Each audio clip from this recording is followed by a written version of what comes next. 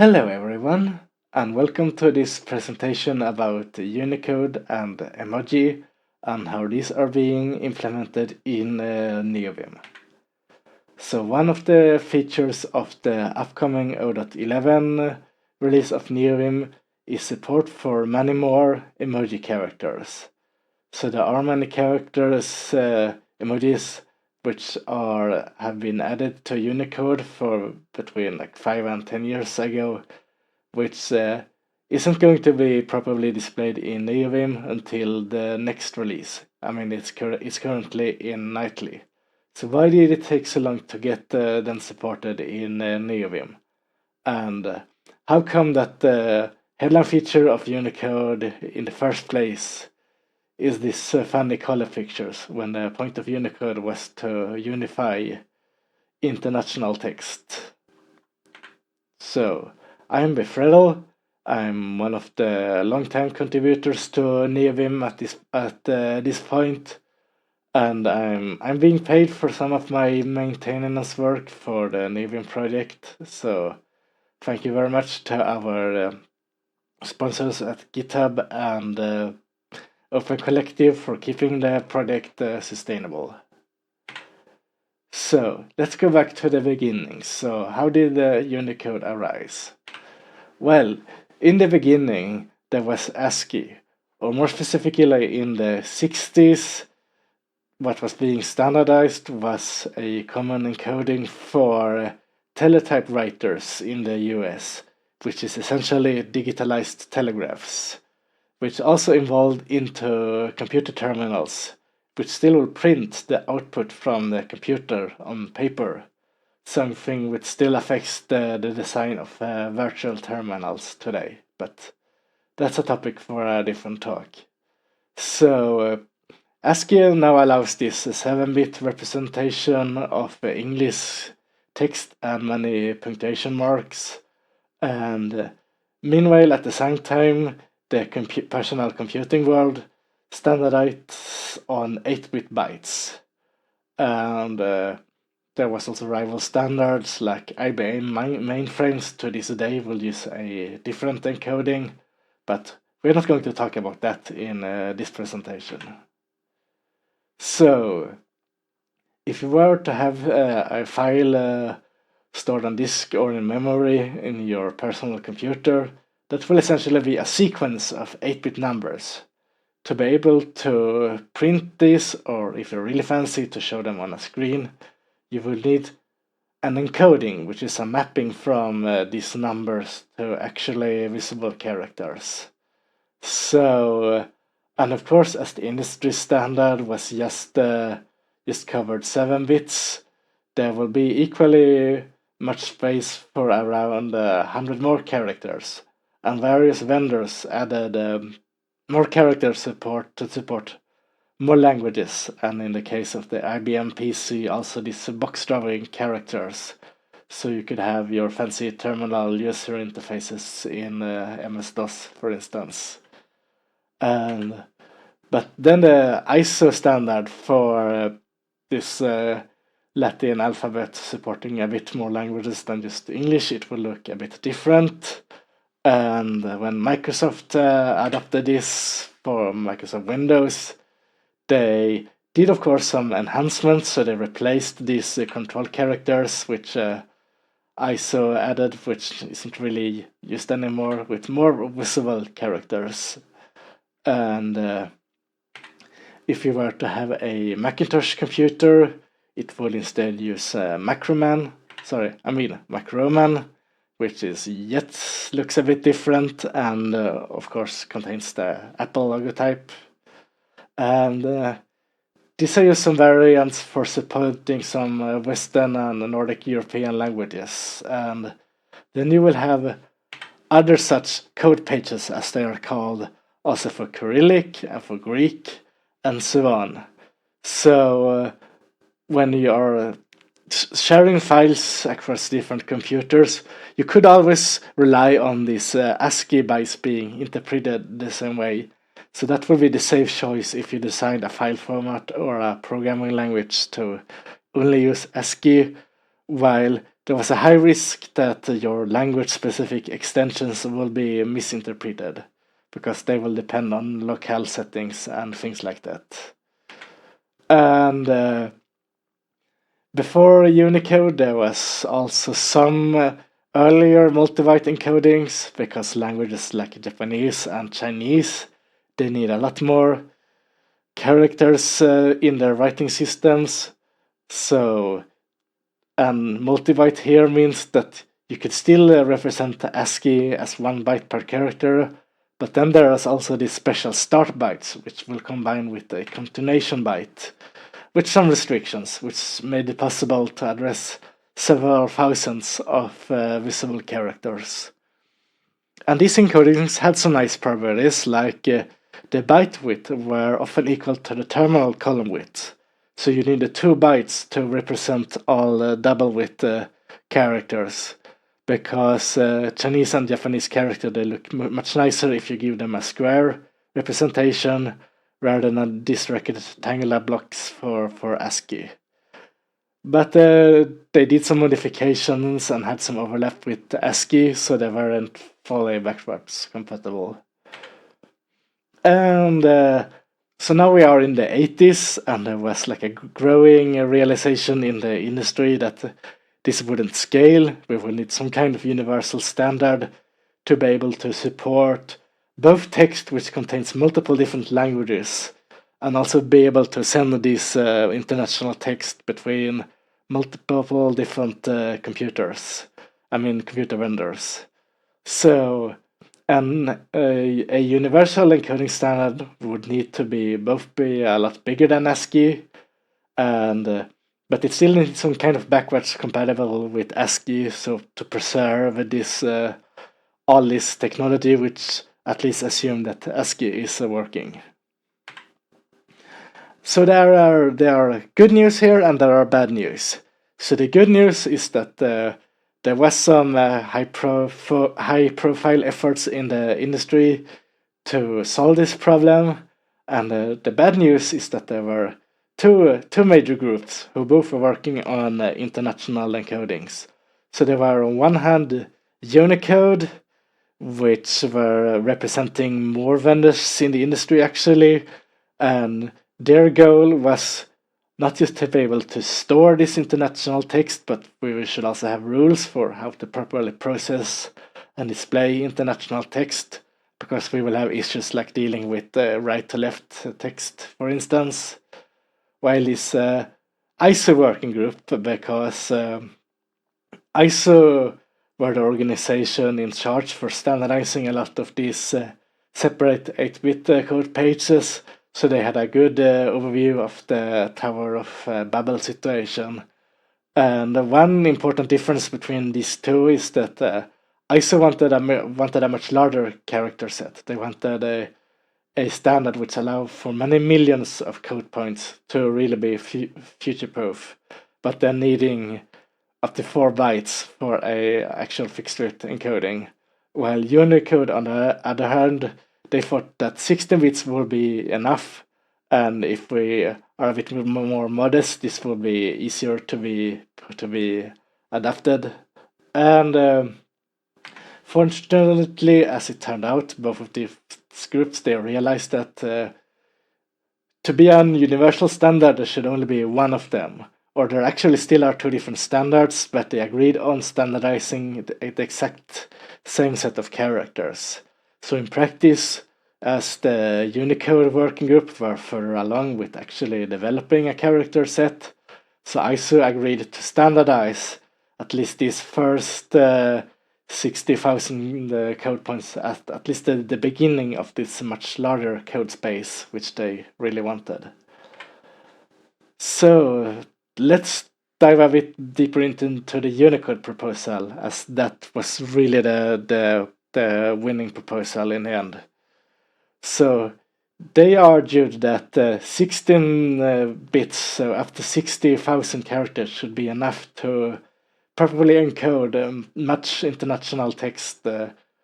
And this reasonable definition of character, they thought it should only include modern use characters, But a problem with that is that they reason this should be the union of all characters used in papers and magazines print in the world in 1988. And at the same time, there were the many languages with their own writing systems, which aren't yet digitalized and are not doesn't have like a digital printing. And these, if this were to be standardized later, we will run into problems. And another controversial topic at the time was Han unification. This refers to the writing systems primarily used in Chinese and Japanese, because these share a lot of characters, or at least characters that looks very similar in Chinese and Japanese, and sometimes they are even pronounced the same way, or at least similarly, and they often have related meanings. So you could say in many cases that it's the same set of characters that are being used, but often they are drawn a little bit different in the Japanese fonts than in Chinese. And this is a bit of a controversial topic, and I'm not a native speaker of these languages, but I think it's fair to say that these very strict sizing limits, of course, created a bias towards unifying more characters rather than less. Because this group of people, if they were to say that, oh, we actually need 80,000 characters to really distinguish some variants which looks quite different, then that would be a hard no, because we have a hard limit here. So that was an issue.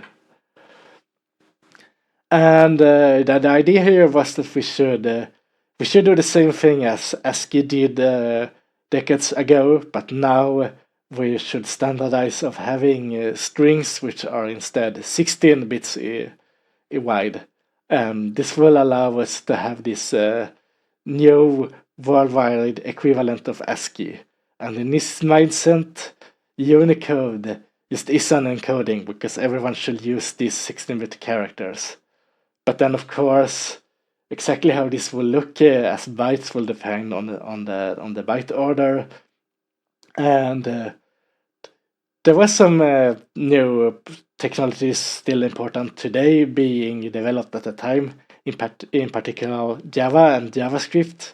So they adopted this new 16-bit mindset, and the idea was that if you want to use your old C code in this new world, you will need to rewrite it to use wide characters instead of these primitive 8-bit characters. But naturally, that wouldn't be very popular in the Unix world, because there's a lot of software and protocols and standards which assume 8-bit characters, at least for this ASCII subset, which is used in a lot of file formats. So already as part of this separate UCS proposal by ISO was the idea of variable width encoding, because you wouldn't want to have a fixed width encoding which is 4 times as expensive as ASCII. And this original proposal, it had to be improved a bit by IBM and the Open Unix group, and then finally in collaboration with the Plan9 people, Rob Pike and Ken Thompson, they did some further improvements to finally end up with the UTF-8 we have today, which has some very important properties, which is that this first half of the character set, it's encoding ASCII and only ASCII, which means that it's safe to use this to include UCS text inside file formats which only assign special meaning to the ASCII characters. So a lot of programming languages and also HTML is working this way. And as this has this lineage back to UCS, it was prepared for encoding up to 2 billion characters, but there would be some kind of agreement with Unicode to actually expand the set of available code points. And this, it took some time, of course, but this was eventually adopted as the de facto standard in the free POSIX world, such as Linux, and it's also being used in Vim, as we will see. So And as I said, this idea of 16-bit characters, and it had some problems because more and more languages will want their writing systems to be digitalized.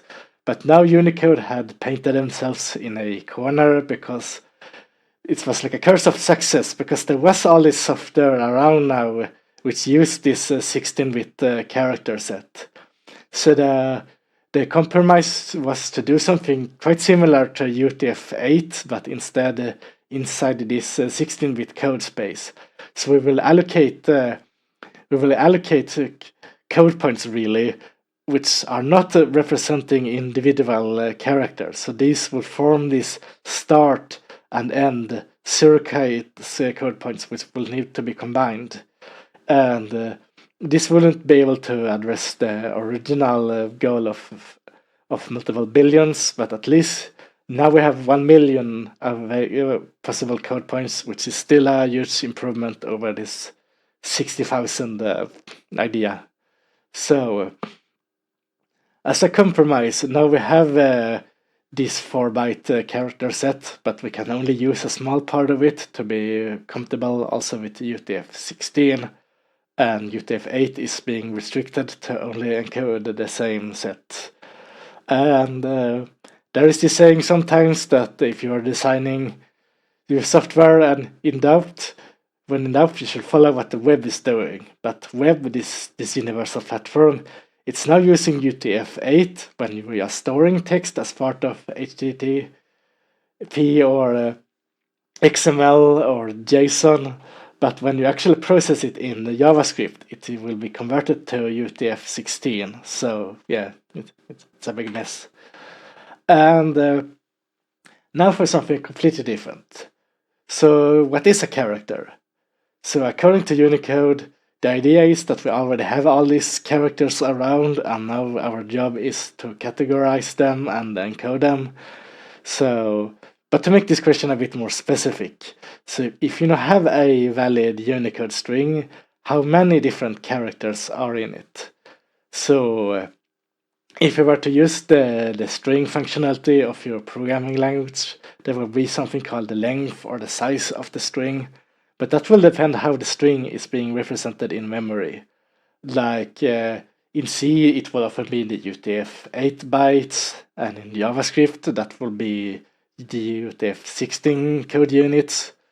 But the original idea was at least that the code points, they will be assigned to individual characters. So you just have to convert this into code points, and then you're done. But not so fast, because already from the beginning in Unicode, you have things like these non-spacing marks, which are being regarded as separate characters, but they are meant to be drawn on top of other characters. And then there was also multiple different representations, like the letter O in Scandinavian languages. It could either be represented as a single code point, which is needed to be compatible with Latin 1, but it could also be represented as an A and the ring part separately. And we should regard these as separate characters, but it's at the same time, Unicode mandates that we should regard these two different strings as equal in some sense. So how many characters are here really? And this gets even more complicated with time, as the Unicode standard, as I said, it contains a lot of rules, and among the rules are how to properly segment your code points into things which looks like sentences and words, which can depend on the language, and eventually also what they call the grapheme clusters, or the user-perceived characters, the things that you can actually jump over with the cursor and perceive as individual characters. And from the beginning, this wasn't so complicated. You just needed to account for these non-spacing marks. But then even more of these marks were added, and also encodings for quite complicated syllable characters, for instance in Hangul, in Korean. And as when time went on, you wanted to have combined marks which will be to the left and to the right on the main character. And yeah, they get more and more things over time, because you wanted to they didn't want to add each country flag individually, so they added instead this regional indicator characters, which just spells out a single letter of a country's name, and then you're supposed to combine those. And various ideas how this emoji should be combined, and we will get to those later. And support for more language-specific ideas of a character, like for a lot of Indic scripts. And this is not the best part. I mean, the best part is that Unicode always talks about these things as the recommended default. You are actually allowed to customize in your application what you are regarding as the individual editable units of text, which can also depend on the font and things like that. So, yeah. So, let's dive a bit now, finally, into how this would look in Vim and Neovim. And as a bit of a side note, there is this very interesting repository which is called Vim History, part of the Vim Vim organization. And they have reconstructed the version control history from the very early versions of Vim before Mercurial or Git was used. And then you can look back and see what really early versions of Vim were doing. So in the beginning, Vim will assume these 8-bit characters, but then you could assign different properties depending on what code page you're using. But a bit later, so Vim started to add support for multi-byte characters in 98. And then a bit later, finally support for Unicode and UTF-8. And you can wonder what's the difference between these two, because remember there was these earlier encodings for Asian languages, and Vim is quite popular among speakers of these languages. So there were quite early support for these double white encodings, which had some simplifying properties for Vim, like it will be quite simple to determine the width of a string in this encoding, as it's often equal to the length of the string. I mean, if you ignore tabs and line breaks and things like that. But let's focus on the version with Unicode. So I tried to look into if you could still compile this code, and version 6.0 alpha is the first one with the UTF-8, and I had to do some modifications and some workarounds for some weird failures in the configuration and some changes to system headers. But in the end, I got it to run, at least in the console. I could also compile it with X11 early GUI, but that wouldn't run. I mean, that could just as well be a fault of the toolkit. But it runs quite nicely in the terminal, and it has quite good support for at least to the beginning these single code point characters, and even these non-spacing marks that are used to write Salgo text, where you add a lot of these modifiers to a single character. But it doesn't support these emoji, which are used outside of the basic multilingual plane. So, as that depends on later extensions to Unicode. But let's now look how it looked in the current stable version of Neovim, which is still quite similar to how Vim works if you are running Vim in with ETF mode enabled, because Vim has multiple different multi-byte modes, while NVim is always using Unicode. So this is a part of the code which will take a string and determine the number of bytes until you reach the next visible character, and then you will need to count the size of the base code point, and then you could have a number of these combining characters, which could be just individually checked if they are of this special combining kind or not.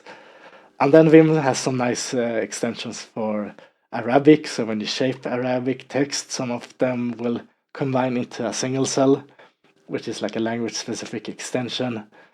And how does this now look different in Neovim Nightly? It's not that different actually, because we will replace that with a call into a function in a library, but it's now stateful because the rules are a lot more complex, and we still have the language-specific extension.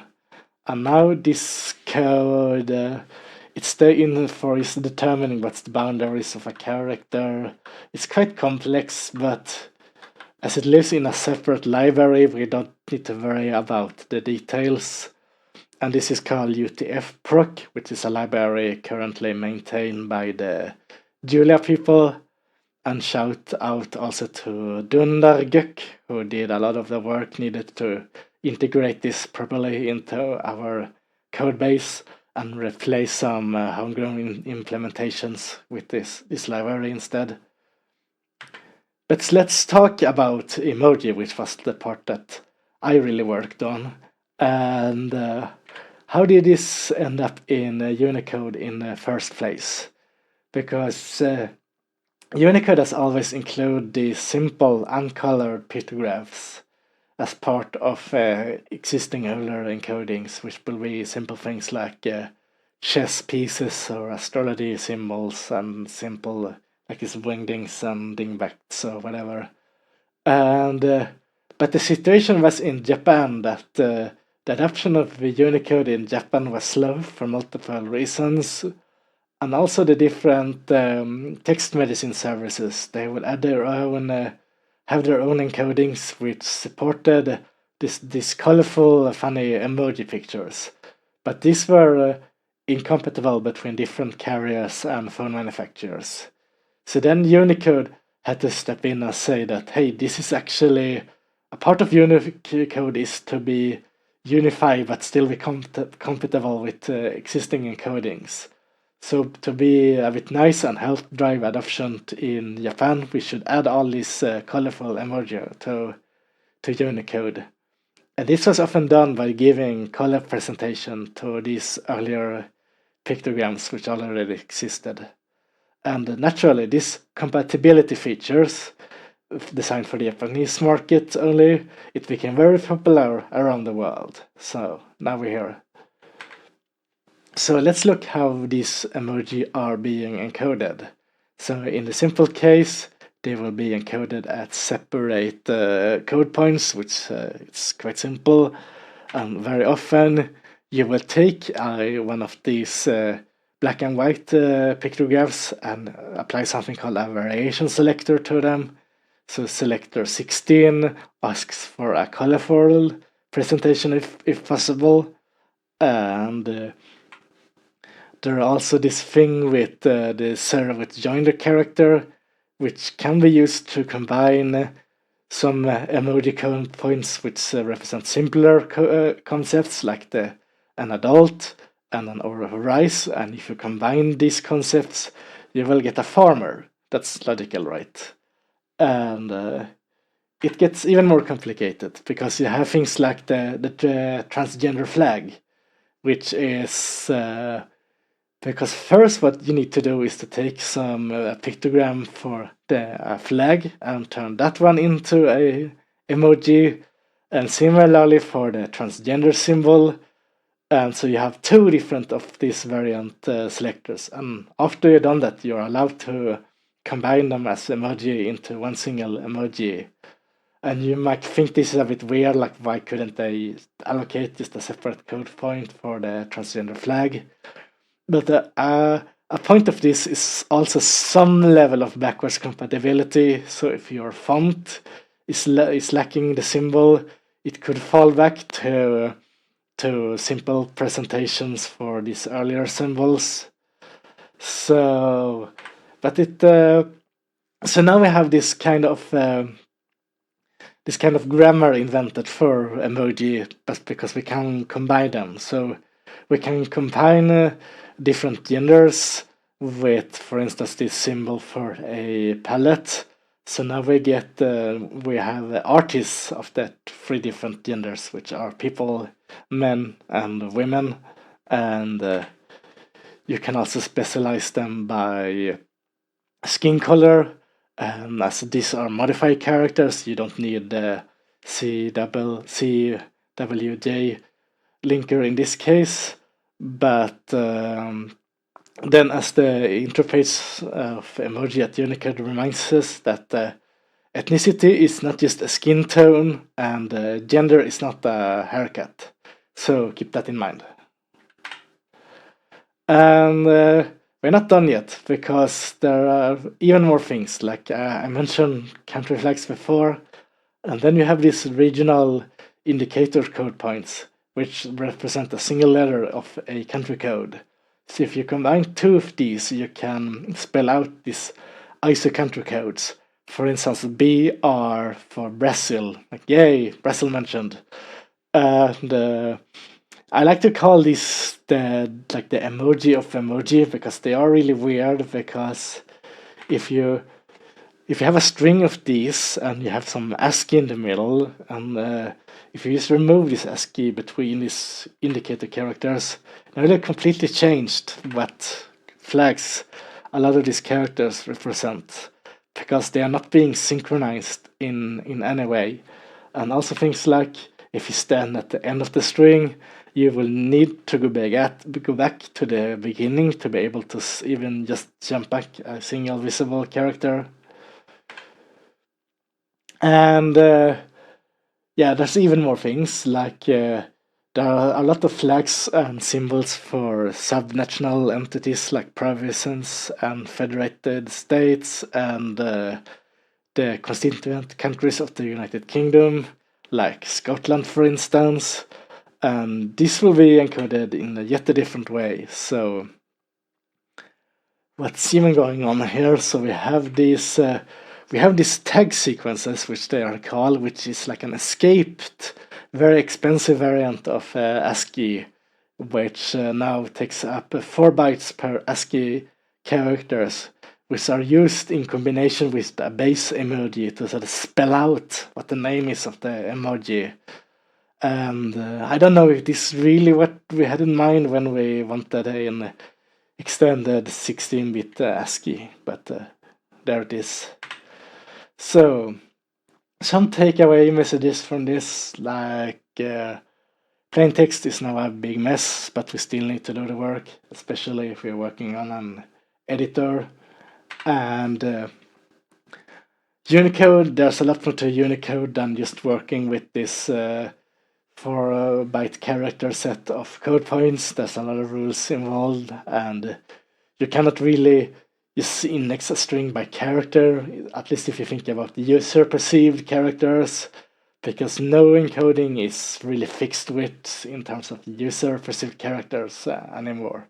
So this distinction between fixed width and variable width encoding no longer makes sense. And yeah, sorry, this was a quite technical one, but thank you for listening.